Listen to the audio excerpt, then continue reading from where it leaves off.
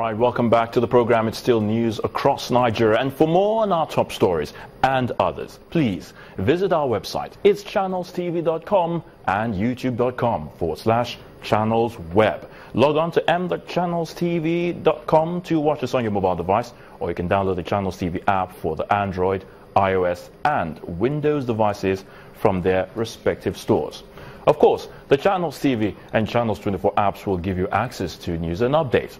You'll also have access to the Eyewitness feature, with which you can share those pictures, videos, or even news of happenings all around you. All you have to do, just install the app, then tap and swipe to reveal the menu, and when you've done that, please remember to carefully follow the instructions.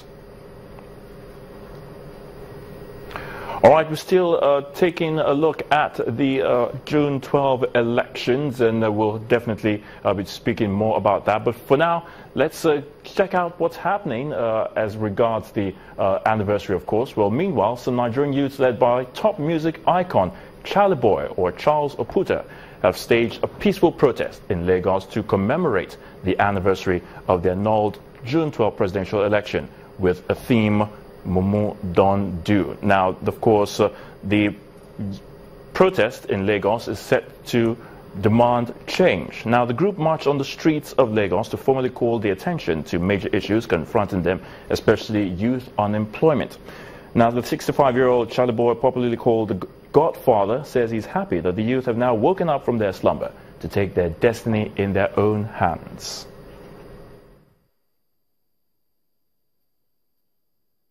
You're very interested in the youth, and all of the time you come out to show them your support. Yeah. Why do you do this? Because they make me feel youthful, young. They teach me a whole lot of stuff. And I don't want to let go of the boy in me. You understand? So it's a spiritual thing. I have great connection with young people. Connecting with this rally, do you think the youth that have been following and that you've been showing your support are ready to even create the change for themselves? Yeah, I used to have my doubts, but I still insist, and I say that the salvation of this country just lies in the hands of its exceptional youth. And I have met exceptional Nigerian youth. Okay? For the 40 years I've been doing my advocacy work, running around with the less privileged and all of that and all of that. Yeah, I have faith in the youth for what I've seen. I know there are a lot of youths out there that are docile, that, you know, but I also know that I've inspired and motivated a whole lot of millions of youth through my tenacity, my focus, my hard work, and just being myself. You know, so I'm glad that young people are finally waking up. It may not be all of them, but some of them are waking up. And those are the people that I'm looking at. And those are the people that I'm hoping that they stay true to themselves and, you know, do something to change, you know, to have a paradigm shift. That is what they're asking for. And I think that's what they deserve. Looking at the Biafra agitation, because you're part of the Southeast, now, do you think that agitation is really needed at this time when Nigeria... That is what the Mumu Don't Do is trying to say. There's only that agitation because there has not been fairness. This trip, this inauguration of the Lagos chapter of Mumu Don't Do wasn't. We intentionally put it on today's date, June 12th. June 12th signifies, you know, the free and fair election that we had in this country. And what these young people are trying to say is that there should be a free and fair government that is sensitive to our plight and our needs. Okay? And the Biafran agitation came about because, you know, a section of the country feel marginalized, and rightly so. So the only thing that could bring some sanity, bring some calmness, is that our government has to start listening. Our government has to start being sensitive. And that is why I support the Mumu Don't Do.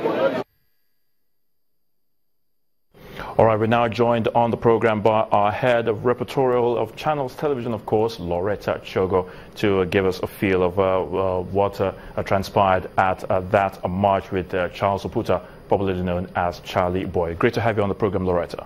Good to be here. Now, let's look at the whole the event itself. I mean, the march, from what he said, was there any other thing special about it? You know, asking the youth to rise up, taking their destiny in their hands.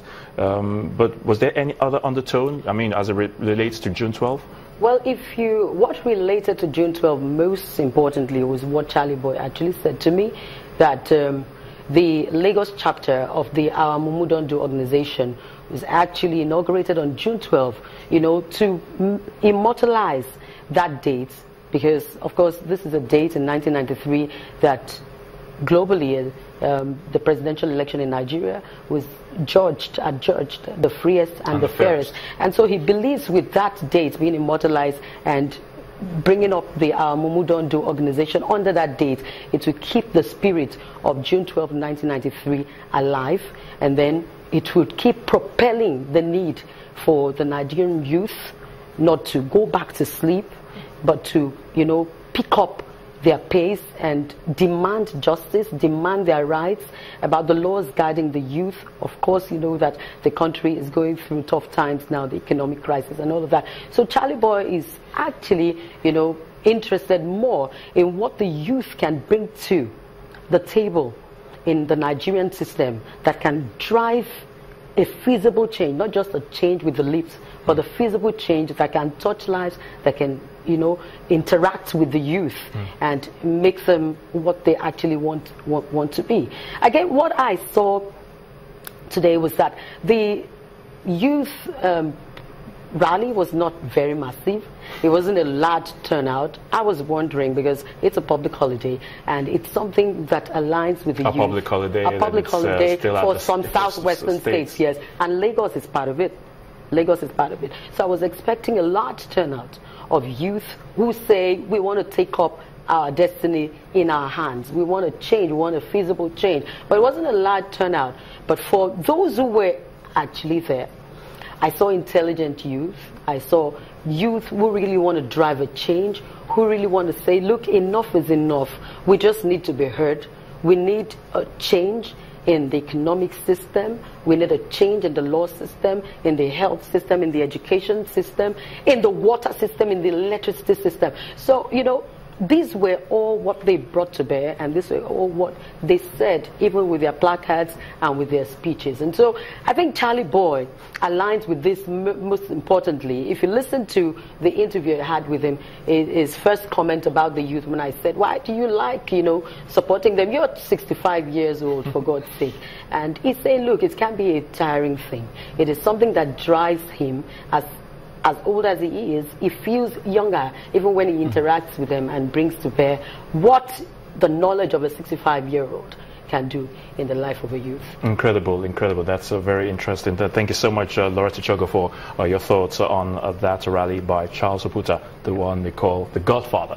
Charlie, the area father, actually. The area father, actually. All right, we'll go on this break again, and when we come back on the program, News Across Nigeria, we'll tell you what's happening in hospitals in Borno State as they get more funding for their operations. Please join us again.